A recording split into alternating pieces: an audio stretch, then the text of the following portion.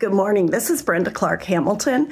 I'm heading out to speak here in a few minutes, but I wanted to share kind of a little insight on how each of us can battle the stressors in our lives even better. If you've seen me speak, you know I am a sucker for a quirky research study that has something humorous in it, but that also has a lesson on how we can actually handle stress or deal with life more effectively, deal with our relationships. Well, this particular one I will be sharing this afternoon, and it's out of the University of California. And in essence, it proves the point that if we are aware of what our values are, if we take some time to think about these are some key things that I really stand for, it actually serves as a buffer against stress in our life. And in this particular study, they actually found through cortisol levels and whatnot that it made a significant difference when there was a control group and then a group that was asked to really affirm what are your top values.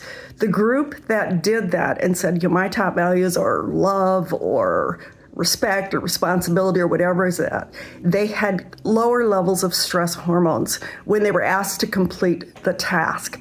And I have to share what was funny about it to me was how they induced stress in these students that participated in the study.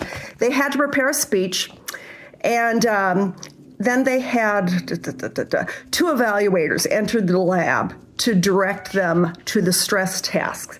Participants delivered their 5-minute speech and then counted aloud backwards from 2083 by 13s for 5 minutes under harassing conditions.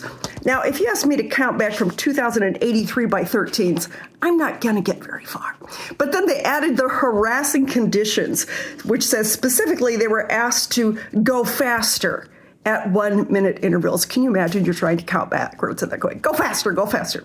Well, anyway, the point of their study was they found that the students who had identified what are some things that I really stand for in my life had significantly less stress when they were kind of provoked by the researchers. So something to think about. This afternoon in our class, we'll be doing a brief values, I have an inventory of about 60 different values.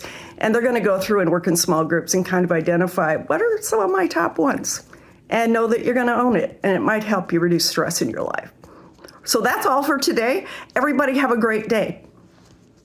Bye-bye. Thanks for watching.